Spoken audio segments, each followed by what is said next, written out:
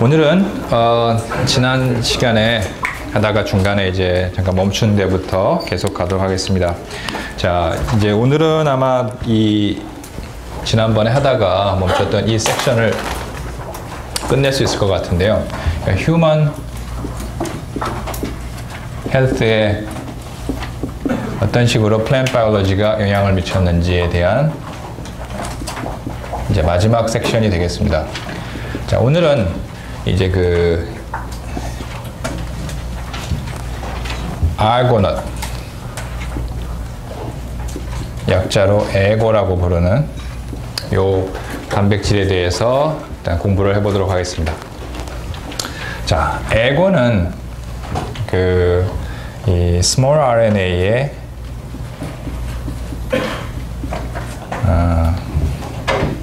에 의해서 일어나는 gene silencing에 관련되어 있는 컴포넌트입니다. 에고. 자, 우리 연구실에서도 이제 이 small RNA들을 열심히 이제 뒤져보고 있는데, 이 에고라고 하는 것은, 근본적으로는 이렇게 정의를 할 수 있습니다. 저기 이제 슬라이드에 나와 있는 대로, homology dependent한 gene silencing이라고 얘기를 할 수 있습니다. 무슨 얘기냐? 어떤 이제 유사한 시퀀스에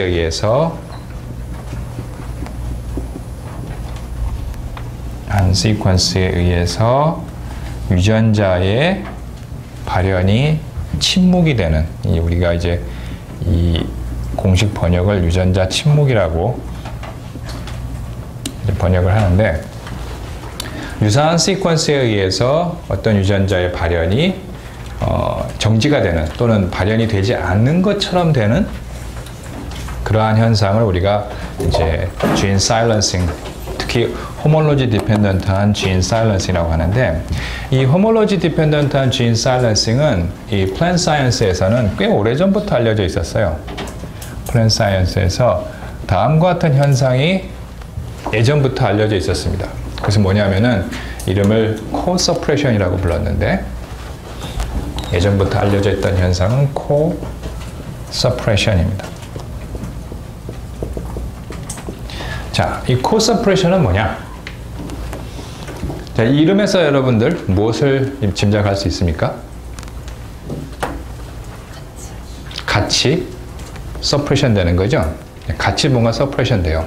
자, 뭐가 같이 suppression 되느냐? 자, 다음과 같은 현상들을 과학자들이 발견했어요. 뭐냐면, 외부에서 어떤 gene 도입을 한 경우에, 우리가 이것을 이제 transgene이라고 부르는데, 이 transgene을 플랜트 안에 도입을 했습니다.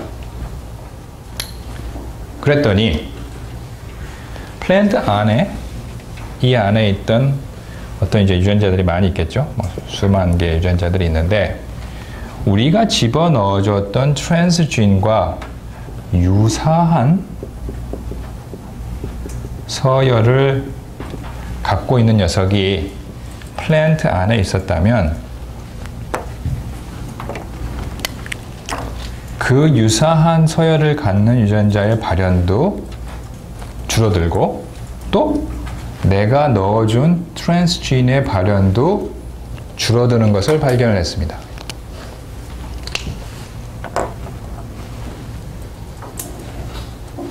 무슨 얘기인지 이해하시겠어요? 다시 얘기해 봅시다. 자, 외부에서 어떤 유전자를 집어넣어줬습니다. 집어넣어준 목적은 그 유전자를 발현시키기 위해서 넣어줬을 거예요. 일반적으로는. 그죠?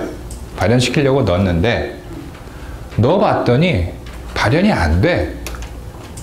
그것을 발견을 했어요. 내가 트랜스진을 집어넣어줬더니 이 트랜스진의 발현이 안 되더라는 거예요. 이상하네. 내가 발현시키려고 넣었는데, 무슨 목적이든지 간에 그것을 뭐 과량 발현시키든 어떤 시키든 발현시키려고 트랜스진을 넣어봤더니 발현이 안 돼요. 희한하다. 뭔가 잘못됐나? 그리고 이제 왜 잘못됐는지, 왜 발현이 안 되는지를 과학자들이 들여다보기 시작했어요. 그랬더니 내가 넣어준 트랜스지인도 발현이 안 되지만 희한하게 플랜트가 이미 가지고 있는 자기 지놈에 이미 갖고 있는 유전자 가운데 트랜스진과 유사한 서열이 있는 유전자의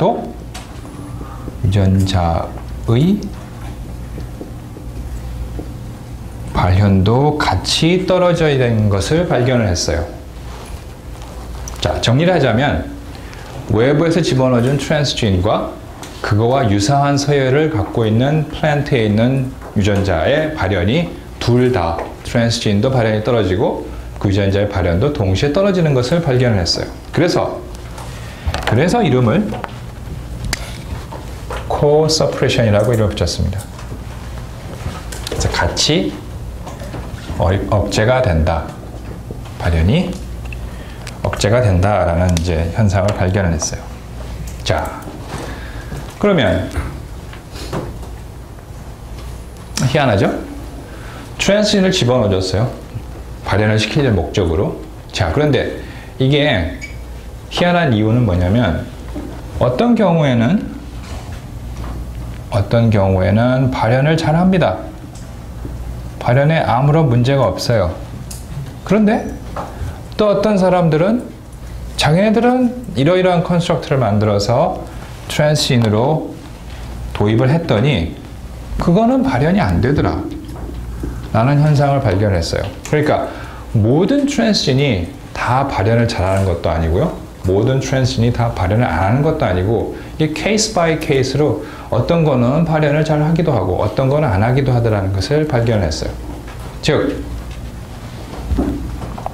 본래 목적하고 상관없이 본래는 익스프레션을 시키기 위해서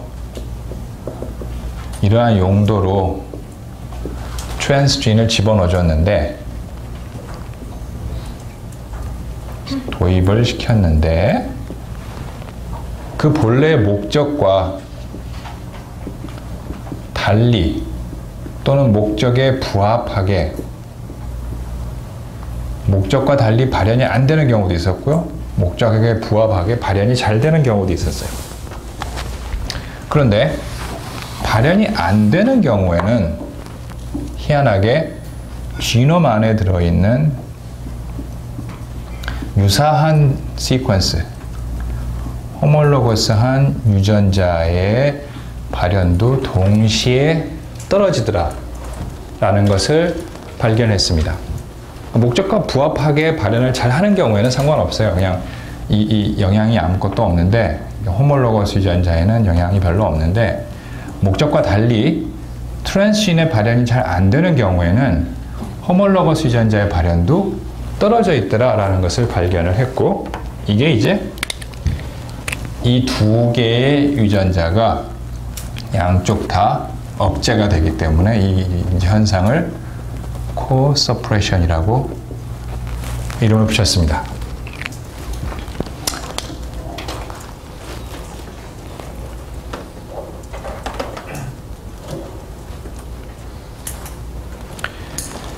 자, 그러면 이 co-suppression 현상에 대해서는 여러분 다 이해하셨죠?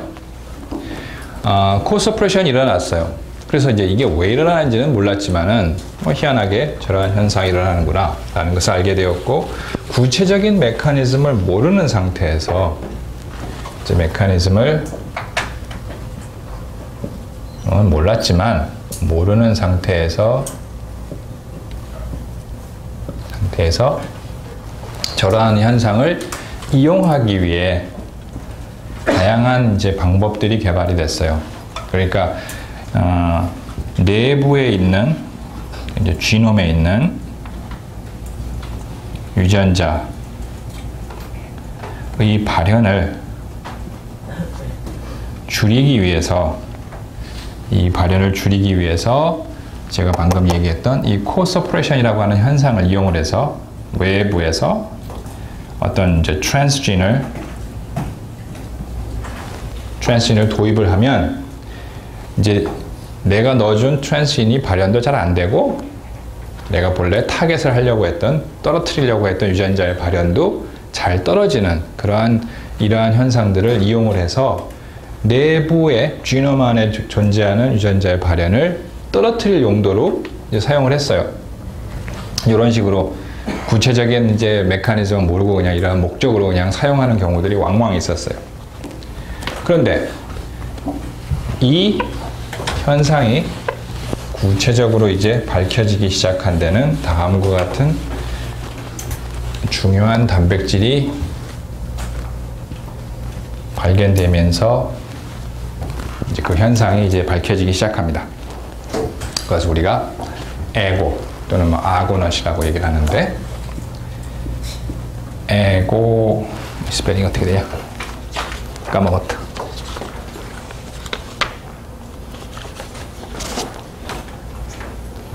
에고넛. 자, 에고넛은 이것은 그리스 신화에 나오는 그 배래요.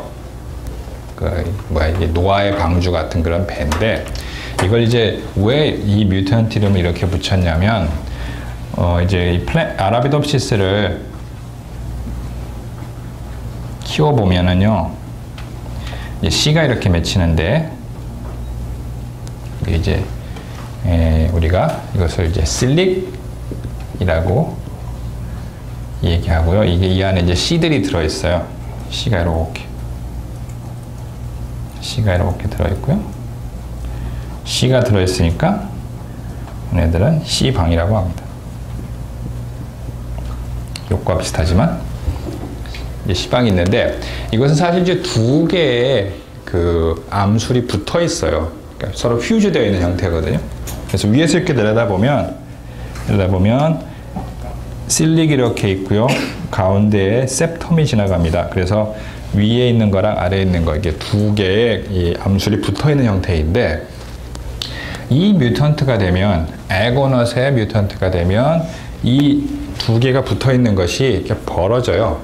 벌어져서 마치 배 형태처럼 생겼다라고 이 뮤턴트를 처음 발견한 사람들이 그렇게 이제 이름에 착안을 하고 이 뮤턴트 이름을 에고넛이라고 이름을 붙였습니다.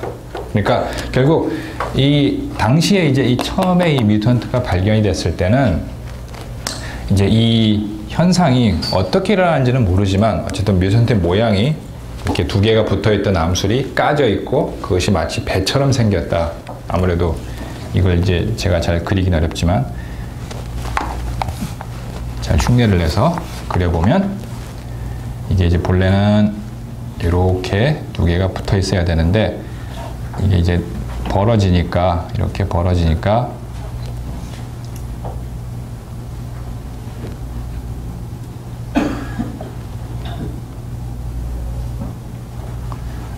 배처럼 생겼습니까? 여기 이제 씨들이 이렇게 올망졸망 이렇게 들어있는 모양을 하고 있다. 그래서 이것이 마치 배와 같이 생겼다. 배가 이렇게 생겼잖아요. 마치 이런 배 모양으로 생겼다. 그래서 에고넛이라고 이름을 붙였어요. 일반적으로 그 뮤턴트의 이름은 자기가 이제 붙이고 싶은 대로 붙이는 거거든요. 그러니까 그 붙이는 처음 뮤턴트를 발견한 사람의 권리 중에 하나입니다. 그래서 뭐 이런 것도 있어요. 우리 저번 시간에 서큐디안 리듬 배웠죠? 배웠죠?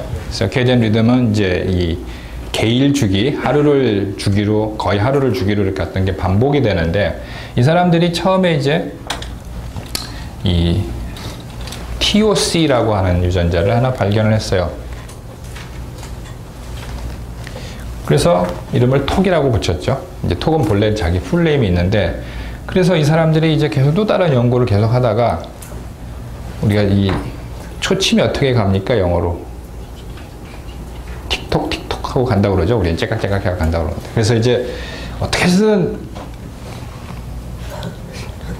TIC라고 붙이고 싶은 거야, 이름을. 틱이라고 붙이고 싶은데, 아무리 들여다봐도 그 뮤턴트 표현형을 틱을 붙이기가 어려웠어요. 그래서 그 사람들이 억지로 어거지로 붙인 유전자의 약자는 틱으로 붙이고 풀네임은 다음과 같이 썼습니다.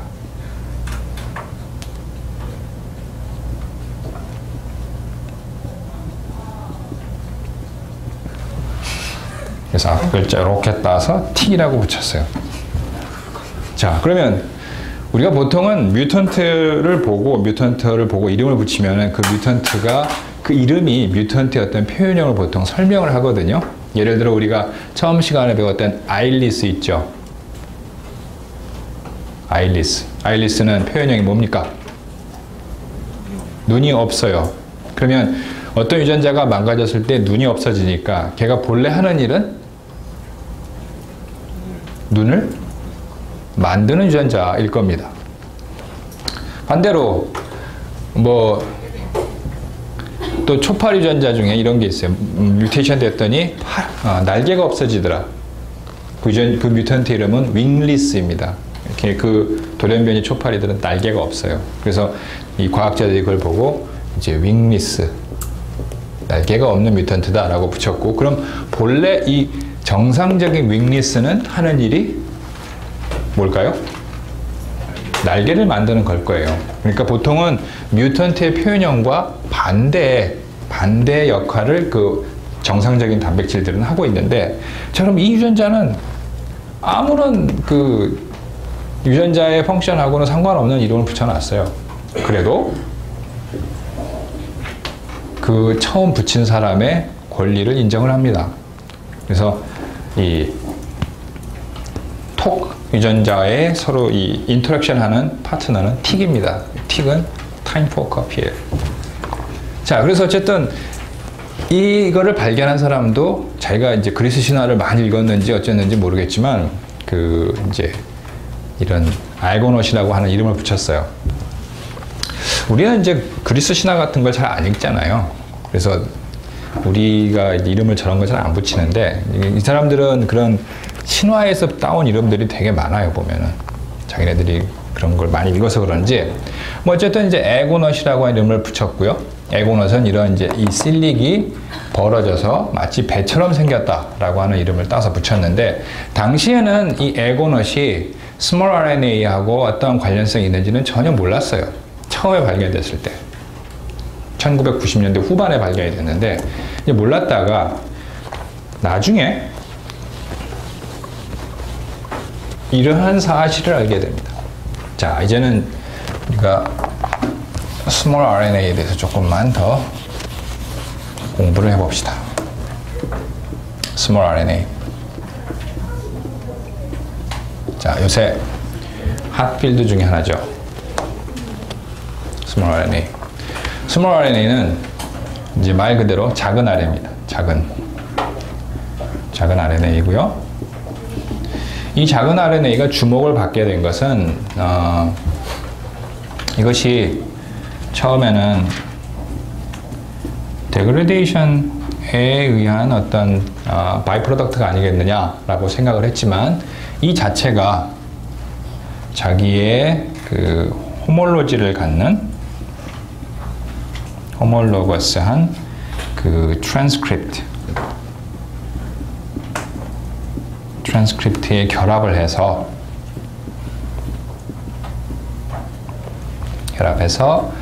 이 트랜스크립트의 발현을 억제하는 것을 알게 되었어요.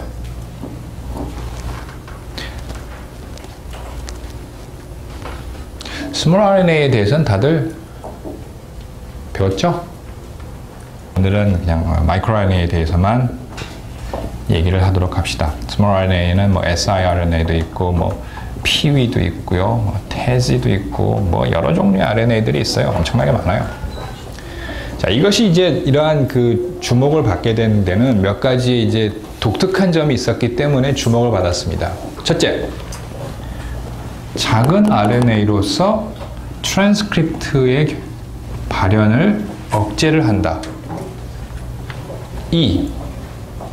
이게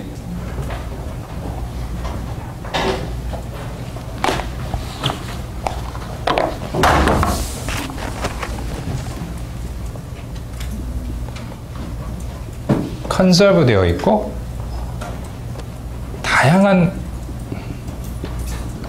스피시스의 이러한 현상이 나타나더라 하는 것을 알게 되었어요. 그러니까 이 마이크로 RNA, 특히 뭐 오늘 마이크로 RNA에 대해서만 국한해서 얘기를 한다면, 마이크로 RNA는 다양한 종의, 그것이 동물이든 식물이든 상관없이 다양한 종의 존재를 하고 있고, 걔네들의 갖고 있는 펑션도 비슷해요. 비슷합니다. 물론 구체적인 내용은 약간씩 다르지만 비슷한, 즉 억제를 하는데 주로 사용됩니다. 물론 예외적으로는 이것이 포지티브하게 작용하는 것도 있다고는 하지만 우리가 이제 이런 내용까지는 다루지 말고, 일단 얘가 갖고 있는 메이저 펑션은 자기랑 비슷한 트랜스크립트를 억제를 합니다.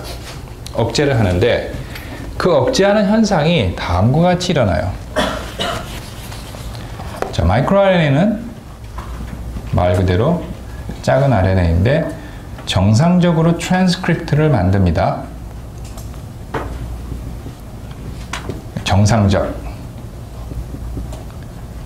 정상적이라고 하는 것은 이제 그냥 일반적인 유전자들이 하는 대로. 무슨 얘기냐? 유캐리от에서 RNA의 트랜스크립트, 그러니까 mRNA의 트랜스크립트는 누가 만듭니까? 어떤 엔자임이 만들어요? RNase 폴 몇 번? 3? 2?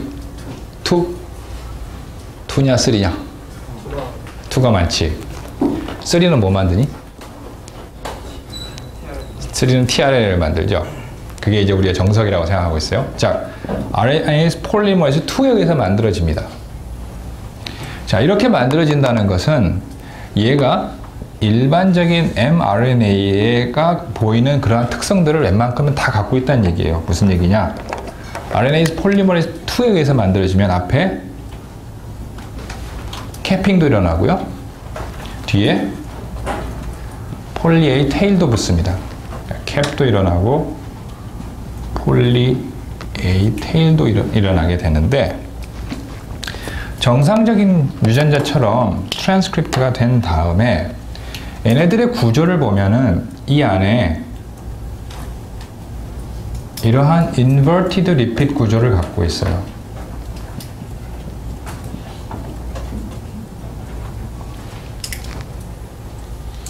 그래서 제가 아주 심플하게만 그리면 얘가 인버티드 리핏을 만들면 다음과 같이 트랜스크립트가 이런 모양으로 변할 것입니다. 이거는 완전 오버 심플리파이 한 겁니다. 이 캡이 있고 폴리 테일이 있는데, 실제로 마이크로 RNA들은, 어떠한 마이크로 RNA들은 이렇게 생긴 마이크로 RNA는 없어요. 제가 아주 심플리파이하게 그렸지만은 실제로 여러분,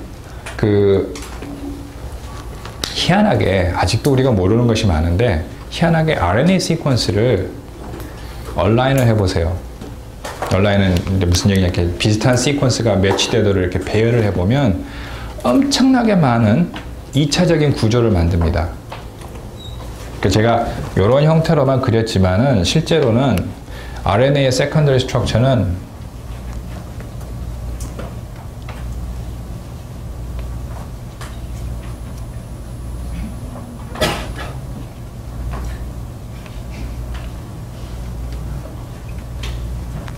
뭐 하여간 이렇게 엄청나게 복잡한, 그러니까 자기들끼리 이렇게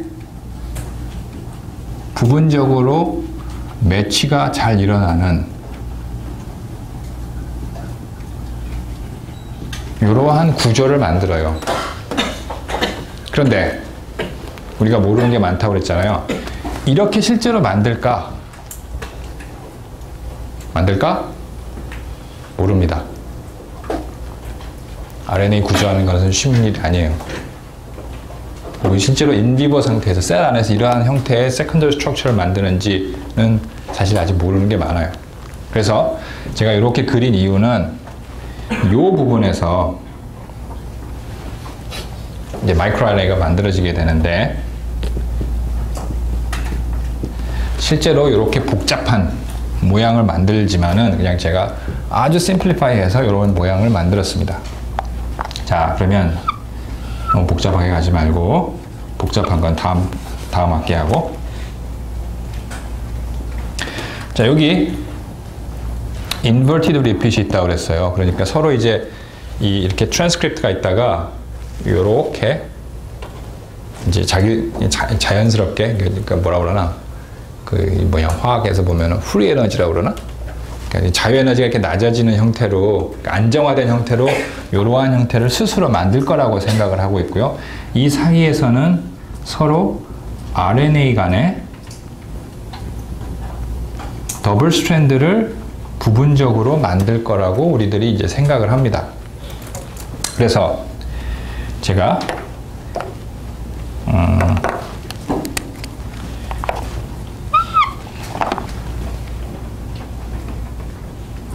이렇게 파란 선으로 그린 부분은 RNA, 그러니까 자기 RNA 안에서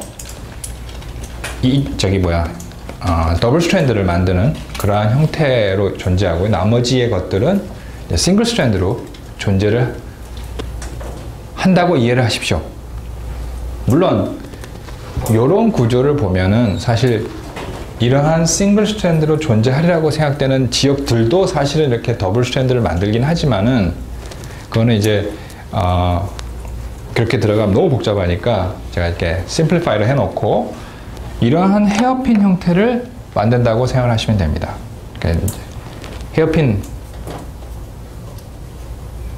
헤어핀 알죠? 남학생들은 헤어핀을 쓸 일이 별로 없겠지만 여학생들은 이제 헤어핀 이런 거 있잖아요. 이렇게 생긴 거, 까만 거, 그죠? 가발을 쓸 때라든가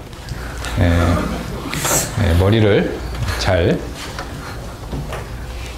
정발을 하고 싶을 때 이런 걸 이제 사용을 하는데, 자, 그러면 이 헤어핀에서 이 스트럭처에서 우리가 봐야 될 것은 이 부분을 우리가 스템이라고 얘기하고 이 부분을 룹이라고 얘기를 하는데, 그러한 구조가 여기서도 나타납니다. 스템, 여기가 룹, 스템과 룹이 존재를 해요.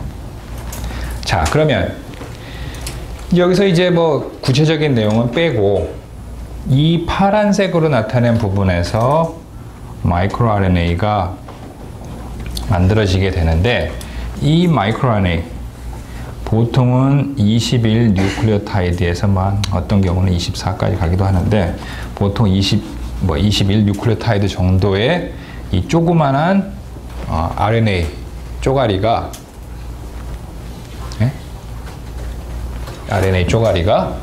지 타겟에 가서 붙습니다. 자, 여기서 제가 더블 스트랜드를 그렸잖아요. 그죠? 여기 파란색으로 표현한 거 더블 스트랜드인데, 이 더블 스트랜드 중에 하나만 자기 펑션을 하는 데 쓸 겁니다. 나머지 하나는 이렇게 있는데, 하나만 타겟에 가서 붙을 거고요. 나머지 하나는 안 써요. 그래서 이 부분을 이제 스몰 RNA로 작용하는 부분을 우리가 마이크로 RNA라고 얘기를 하고, 그 반대편 스트랜드에 있는 것을 다음과 같이 명명을 합니다. 마이크로 RNA 에스터리스크라고 붙인 다음에 얘를 마이크로 RNA 스타라고 이름을 붙이는데, 즉 마이크로 RNA 땡땡 마이크로 RNA 스타의 이 듀플렉스에서, 이 더블 스트랜드 듀플렉스에서 이 마이크로 RNA 스타는 분해가 돼서 없어지고, 요놈이 이제 어디론가 가서 이제 액션을 하는데, 요게 이제 만들어졌어요. 이게 만들어지면 이 약 한 21 뉴클레오타이드짜리의 이 조그만 RNA가 자기랑 비슷한 서열을 갖는 호몰로거스한 서열에 가서 이렇게 붙습니다. 이게 이제 어떤 mRNA라면, 타겟의 mRNA라면 이 마이크로 RNA가 이렇게 가서 붙어요.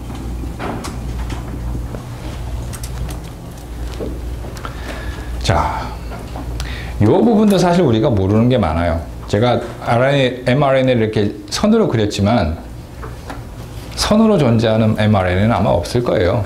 왜냐? RNA는 매우 unstable하기 때문에 뭔가에서 보호를 받아야 되고 또 자기 나름끼리 이렇게 이상한 2차 구조를 만드는 경우들이 왕왕 있기 때문에 제가 이렇게 그리긴 했습니다만은 그냥 이런 경우는 실제로 셀 안에서 없다라고 생각을 하시면은 조금 더 이해하기 쉬울 거예요. 어쨌든 이러한 직선의 mRNA가 있다고 치고 여기에 자기와 비슷한 서열을 갖는 곳에 이렇게 가서 이제 붙어요. 자, 그러면 이 부분들은 이제 싱글 스트랜드이고요. 이 부분만 이제 더블 스트랜드가 되겠죠. 그럼 이 더블 스트랜드를 이제 셀이 인지를 해서 이 부분을 이제 어떤 형태로 이제 억제를 하게 되는데 플랜트의 경우에는 이제 자르고요. 일반적으로는 이 부분을 잘라버려요. 여기 mRNA를 여기 이렇게 잘라버립니다.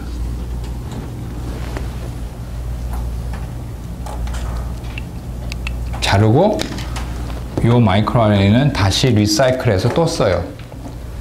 잘리면은 이 mRNA는 어떻게 되냐면 분해가 됩니다. 왜? 이 mRNA는 본래 자기 앞에 캡하고 폴리-A가 있는데 잘린 이 녀석은 뒤에는 폴리-A가 없고 앞에는 캡이 없잖아요. 그러니까 이제 노출된 상태로 보호받지 못한 상태로 존재하기 때문에 이 트랜스크립트는 이제 분해가 돼서 없어지게 됩니다. 그에 비해서 이제 애니멀은 약간 다른 메커니즘을 쓰는데 애니멀의 경우에는 일반적으로는 트랜슬레이션을 억제합니다. 그러니까 자,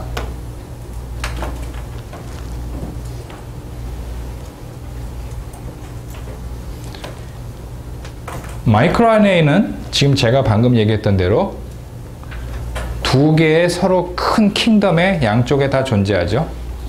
플랜트에도 있고 애니멀에도 있죠. 액션이 좀 달라요. 하나는 트랜스크립트를 자르고요. 다른 하나는 트랜스크립트를 억제합니다. 트랜슬레이션을 억제합니다. 물론 자르는 경우도 약간 있는데 대부분의 경우는 메이저한 폼은 트랜슬레이션을 억제하고요.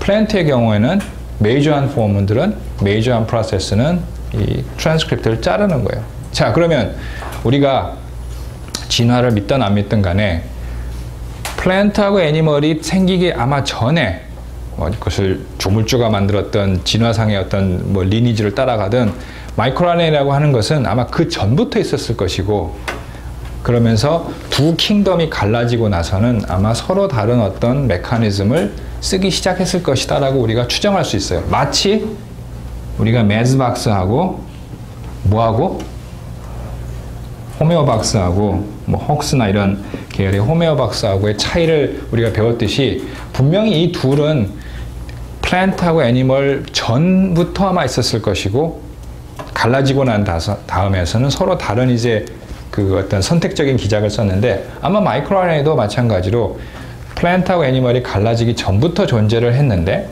아마 플랜트에서는 이러한 메커니즘, 애니멀에서는 이러한 메커니즘을 썼을 것이다 라고 생각을 하고 있어요. 자, 그럼 이제 이 얘기가 삥 돌아왔지만 드디어 에고가 나옵니다. 에고는 여기 요 빨간 마이크로 RNA가 자기 타겟을 찾아가는데 타겟으로 가이드를 하는데 에고가 필요해요. 그러니까 에고가 없으면 이 마이크로 RNA가 이렇게 있을 때 여러분 이제 생각을 해보세요. 보통 21 뉴클레오타이드라고 그랬잖아요. 그러면 21 뉴클레오타이드랑 퍼펙트 매치하는 시퀀스가 존재할 확률은 4의 21승입니다. 그죠? 4의 21승인데 이거 누가 계산해 볼 수 있니? 4의 21승? 얼마나 되니? 4의 21승은?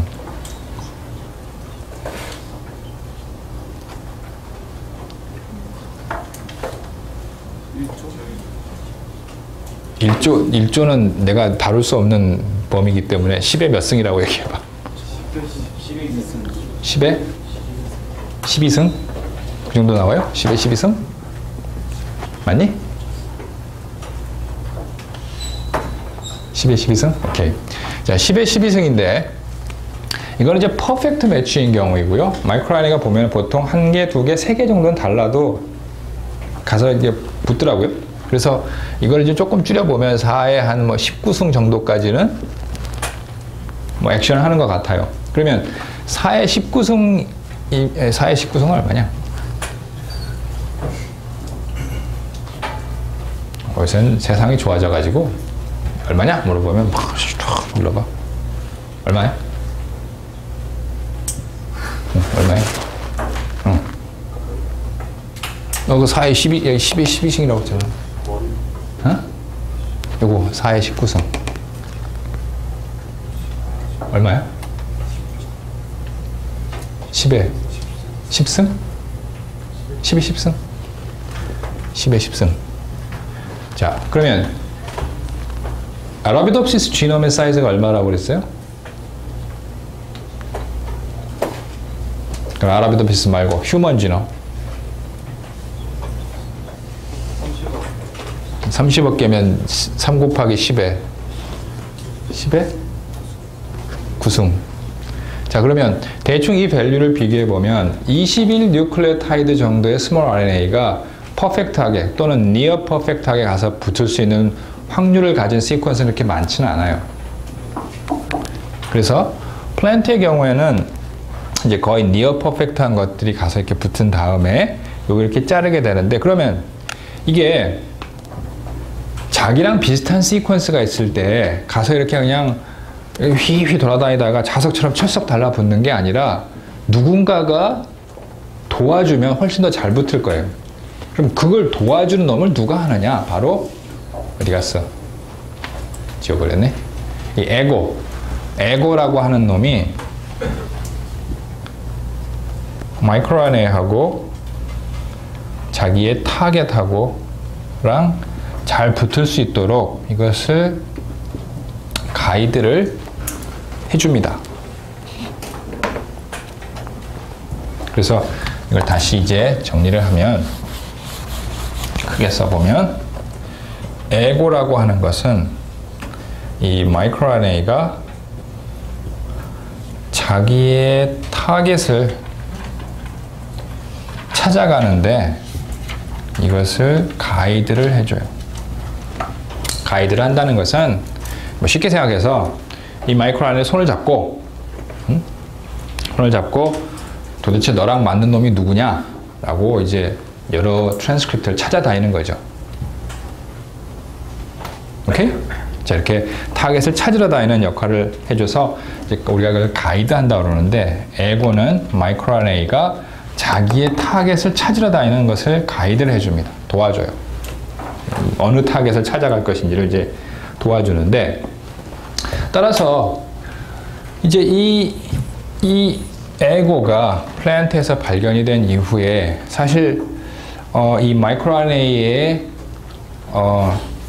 또는 스몰 RNA의 스터디가 매우 활성화됐어요. 물론 마이크로RNA를 만들어내는 그 자체는 이 단계에서 만들어내는 자체는 이 다이서라고 하는 녀석이 만들지만, 이거는 이제 바이오제네시스에 관련한 거고요. 마이크로RNA를 만들어내는 거고, 마이크로RNA가 실제 어딘가서 액션을 하려면은 지 타겟을 찾아가야 될 거 아니에요? 그 찾아가는데 중요한 역할을 하는 것은 바로 에고라고 하는 이 단백질이 중요한 역할을 한다는 것입니다. 따라서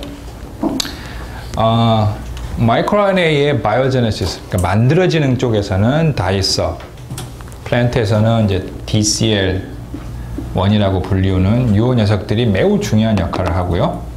그 다음에 타겟을 찾으러 가는 데에서는 이 에고라고 하는 녀석이 매우 중요한 역할을 합니다.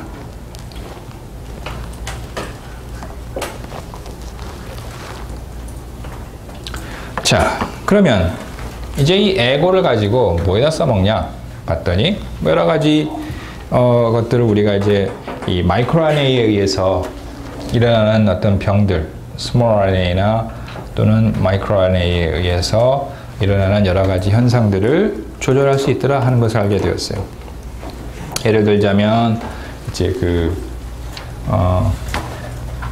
RNAI나 또는 뭐 siRNA의 이러한 기작들을 적용해서 휴먼 디지즈를 치료하는 데 많은 이제 도움을 줬는데, 뭐 예컨대 뭐 이런 것도 있죠. 시력 감퇴.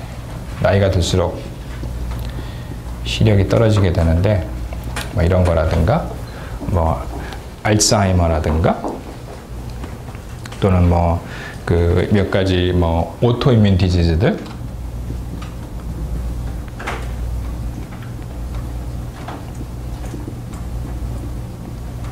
라든가, 뭐 무슨 X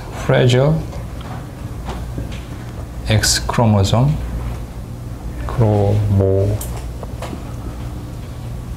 신드롬이라든가, 뭐 이런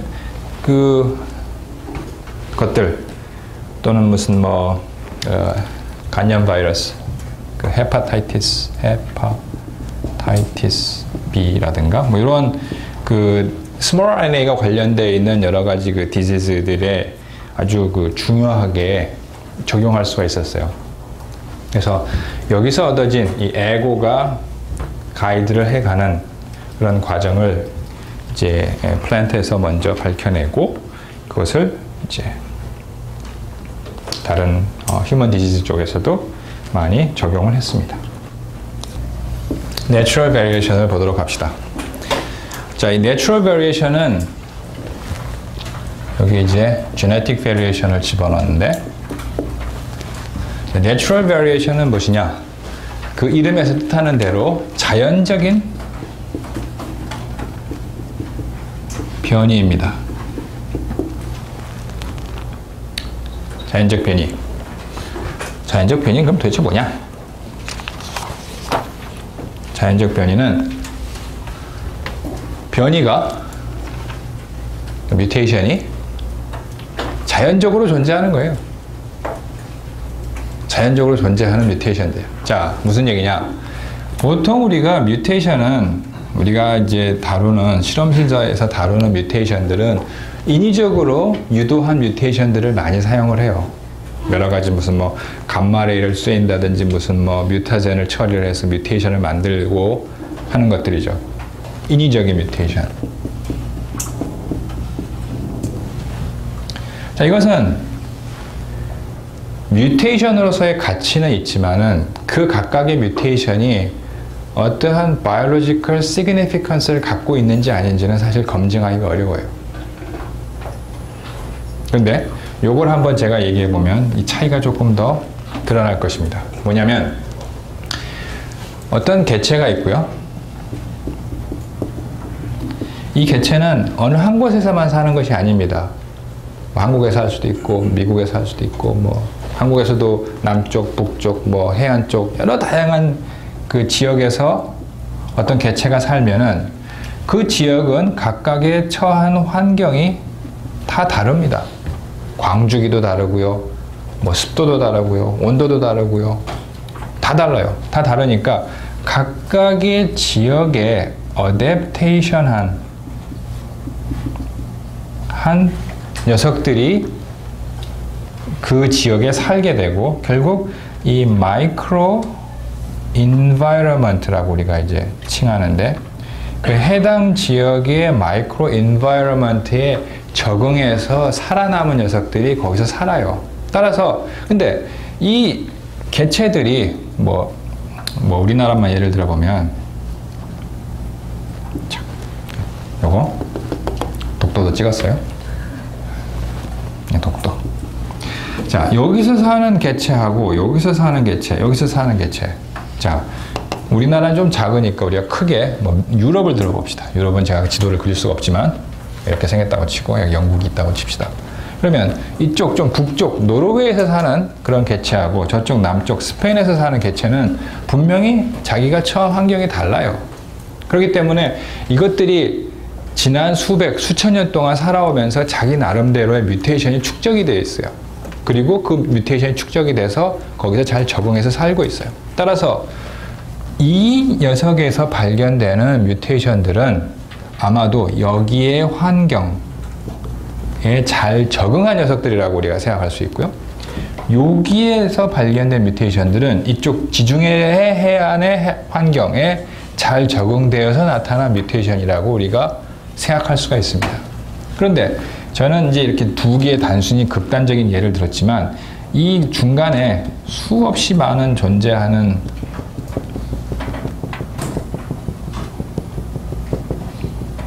개체들을 샘플링해서 각각의 개체가 살고 있는 지역의 환경적 특성과 그 뮤테이션을 비교를 하면 이 녀석들이 갖고 있는 자기가 갖고 있는 변이, 뮤테이션이 자연적으로 생긴 거거든요. 걔네들은 누군가 인위적으로 처리한 게 아니라 그냥 그 지역에서 수백 수천 년 동안 살면서 자연적으로 뮤테이션이 축적된 거예요. 그런데 뮤테이션이 축적이 되되 여기서 사는 녀석하고 여기서 사는 녀석은 다르게 축적을 합니다. 축적되는 형태가 달라요. 그리고 축적되는 것이 이 지역에 더 잘 맞도록 축적이 되고 얘네들은 이 지역에 잘 맞도록 축적이 됩니다. 그러니까 단순히 이 개체를 그냥 어디서 샘플링을 해와가지고 인위적으로 뮤테이션 시키는 거하고는 분명히 달라요. 뮤테이션을 시키면 예를 들어 인위적으로 뭐 엑스레이나 또는 뭐 감마레이 같은 거를 쏘여서 뮤테이션 시키면 뭐 우리가 저기 DNA 베이스가 4개밖에 없잖아요. GATC 4개가 있는데 뭐 어떤 식으로 바뀌겠죠. 뭐 딜리션이 일어날 수도 있고 뭐 인버션이 일어날 수도 있고 뭐 여러 가지 형태로 일어나겠지만은 그게 생물학적으로 어떤 의미를 갖고 있는지는 몰라요. 연구를 해보기 전까지 몰라. 그런데 여기서의 발견된 뮤테이션들은 이미 이 해당 지역에 잘 적응화된 그 지역에 잘 살기 위해서 어댑테이션을 하기 위해 만들어진 뮤테이션들이라고 우리가 추정할 수 있습니다.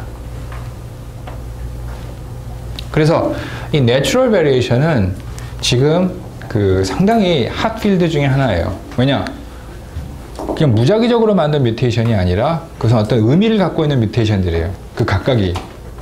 예를 들어 단순히 G가 A로 바뀌었다. 또는 어떤 지역이 딜리션 됐다.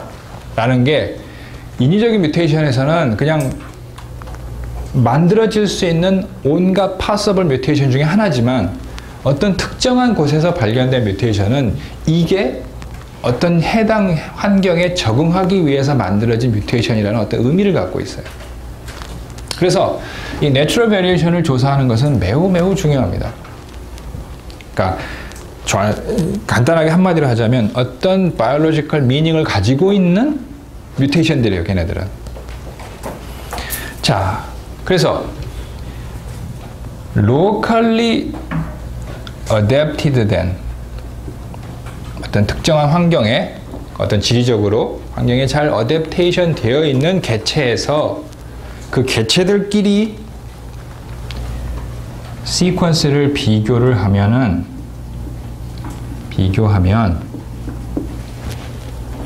같은 종이라 할지라도 처한 환경에 따라서 분명히 시퀀스가 다릅니다.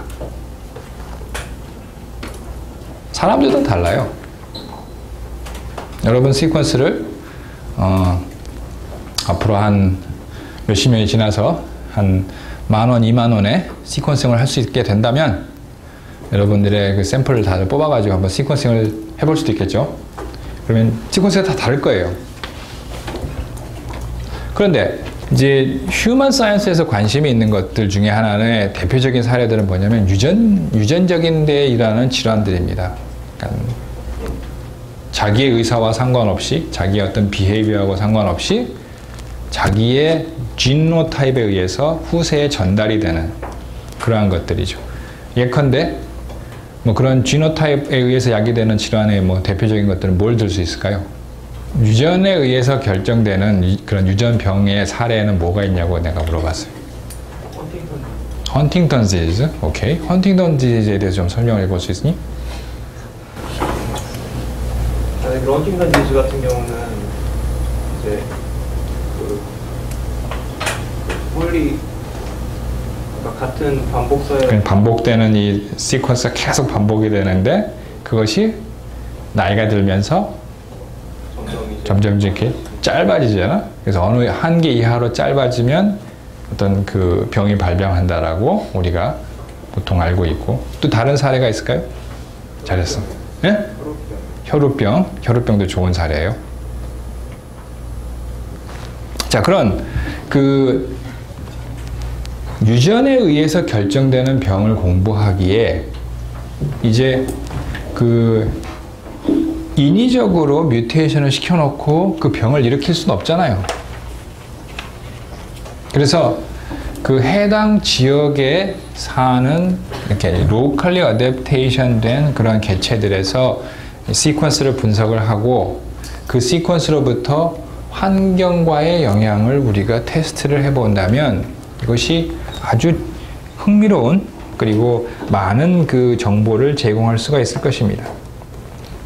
그래서 이 아라비도프시스는 요새는 이제 시퀀싱이 워낙 빨리 잘 되니까 지금 요 프로젝트가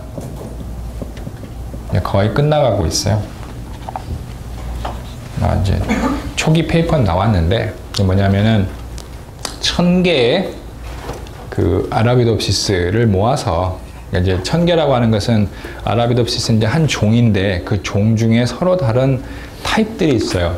여기서 사는 타입, 여기서 사는 타입, 여기서 사는 타입, 여러 가지 타입들이 있고 우리나라에도 아라비도프시스가 존재는 합니다. 있긴 있어요. 근데 공식적으로 그 아라비도프시스 학회에는 등록이 안 돼 있어요. 왜냐, 우리는 있잖아. 애기장 때란 이름이 있으니까 우리나라는 있긴 있어요. 있는데 그것이 일본에서 왔는지, 일본에는 1개인가 2개인가 있거든요. 공식적으로 등록된 게. 근데 그것이 일본 건지 아니면은 뭐 중국에서 왔는지 그건 모르겠는데 뭐 시퀀싱 해볼 수도 없고. 그래서 어쨌든 유럽에 이렇게 이 다양한 환경에 사는 이 녀석들을 다 모아가지고 얘네들 시퀀싱을 해보면 그 자연적으로 이런 그 변이가 쌓여 있는 녀석들의 시퀀스를 비교 조사를 해볼 수가 있고요. 그 다음에 여기서부터 환경과 어떤 변이와의 사이를 공부를 할 수가 있습니다. 실제로 아까 이제 헌팅턴 디지즈에 대한 좋은 사례를 얘기를 했는데 이제 제가 올 여름에 그 오스트리아를 다녀왔어요. 거기 학회를 다녀왔는데 거기서 이제 만난 그 호주의 한 학자는 이제 호주가 이렇게 있잖아요. 호주는 안 가봤지만 이렇게 생겼대요.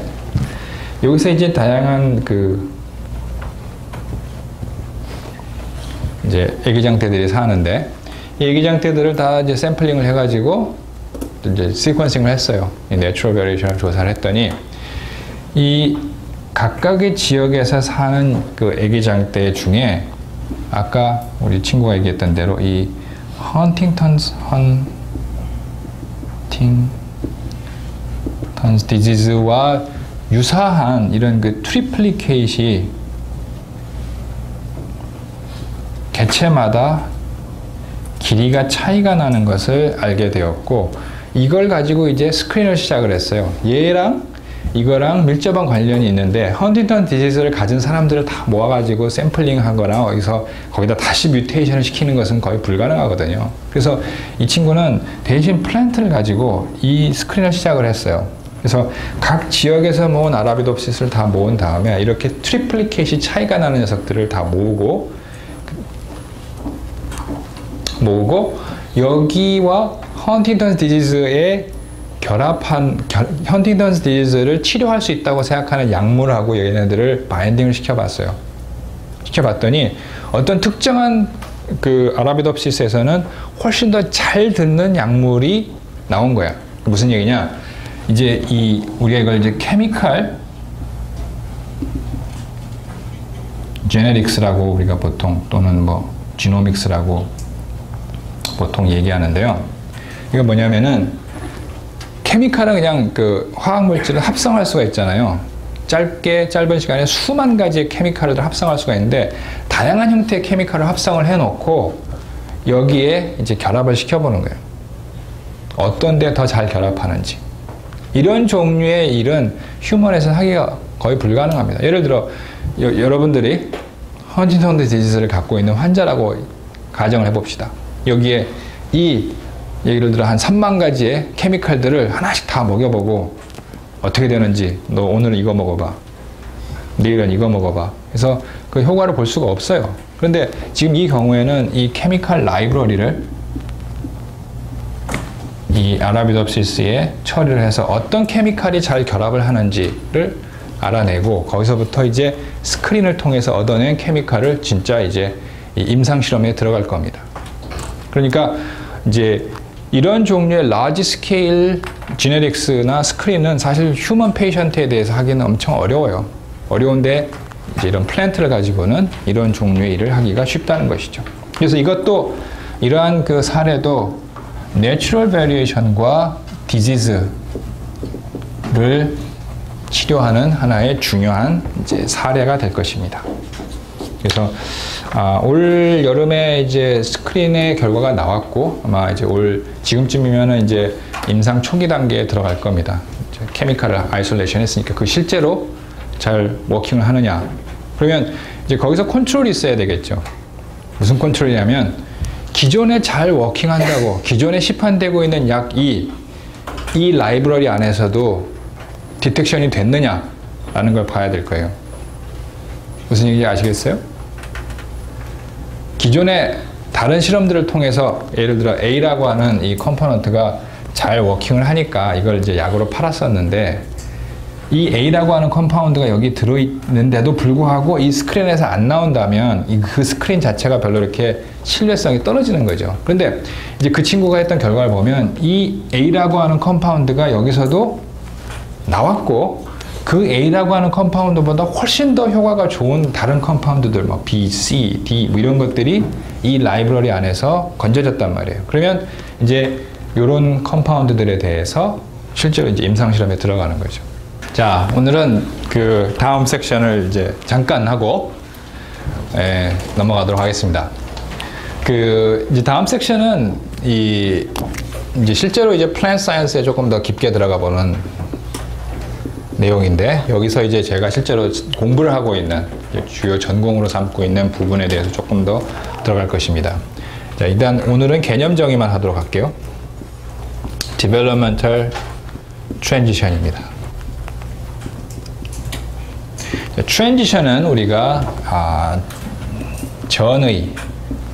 전이라고 우리가 이제 번역을 할 수 있고요. 이거는 이제 발달적인 전이인데, 그 애기장대의 경우에는, 아라비덥시스의 경우에는 얘네들은 이제 1년생입니다. 1년생이어서 이제 1년 안에 자기의 생을 마감을 합니다. 그러니까 꼭 한 해로서의 1년이 아니라 이게 사는 기간으로 보면 한 1년 좀 안 돼요. 물론 1년보다 훨씬 짧죠. 제가 한 해로서의 1년이라고 얘기하지 않는 것은 뭐냐면, 봄에 심어서 가을에 하는 것은 1년이지만, 그럼 가을에 심어서 내년 봄에 나는 것은 햇수로 2년 아니냐라고 우기는 사람이 있을 수도 있는데, 어쨌든 이것도 시간으로 보면 몇 개월 안 되니까 이것도 1년입니다. 자, 그런데 1년생의 경우에는 자기의 생애를 다음과 같은 스텝을 거치고 마감을 합니다. 처음에는 주베나일 페이즈를 거칩니다. 어린 시기죠. 지나다가 이제 어덜트 페이즈로 갑니다.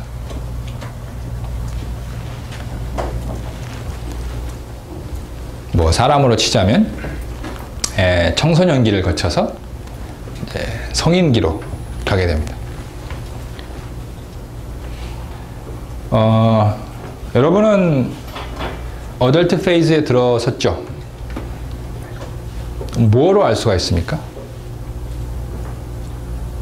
어덜트 페이스로 갔다는 것을 뭐로 알 수 있어요? 키가 안 커요. 키가 안 커요? 슬픈 일이네.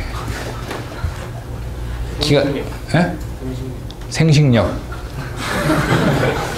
좀 물어보긴 뭐하지만 뭐 검사해 봤어요? 뭐 검증할 수가 없는데 그건 나중에 검증해 보세요. 결혼한 다음에. 자, 그러면 뭐 키가 안 큰다. 그것도 좋은 그 피노타입입니다. 생식력 이것도 좋아요. 근데 생식력 좋은 이제 지적이고요. 그것이 구체적으로 언제쯤 만들어졌습니까? 언제쯤 그게 확실하게 굳어졌어요? 2차 성징이 나타났을 때 보통 요새는 한 중학교 때쯤 되나요? 중학교 때쯤 되면 2차 성징이 나타납니다. 성징이 나타나면서 이제 몸매라든가 이제 수태를 할 수 있는 뭐 남성은 정자를 여성은 난자를 만들어낼 수 있는 그런 이제 능력이 확실하게 이제 굳어지게 되는데 1년생 식물의 경우에는 이러한 페이즈를 넘어가는 단계는 바로 꽃을 만들 수 있느냐 없느냐의 능력으로 가름할 수 있습니다. 마치 사람에서 성징이 나타나는 것과 같습니다. 꽃을 만드냐 못 만드냐에 따라서 그 전 시기를 꽃을 만들기 전 시기를 주베나일 페이스라고 얘기하고 꽃을 만들고 난 다음을 어덜트 페이스라고 얘기합니다.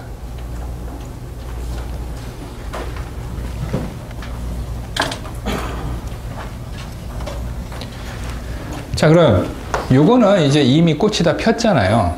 그러니까 이거는 이제 어덜트 페이스에 한참 지나간 거고 실제로는 이렇게 잎만 있던 상태에서 우리가 잘 눈에 보이진 않지만 어떤 시그널이 이 꽃을 만드는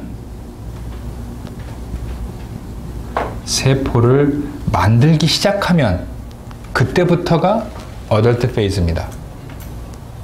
눈에 보이진 않아요. 이런 구체적인 꽃이 보이지 않아도 꽃을 만드는 세포가 그것이 만들어지기 시작하면 그때부터가 어덜트 페이즈입니다.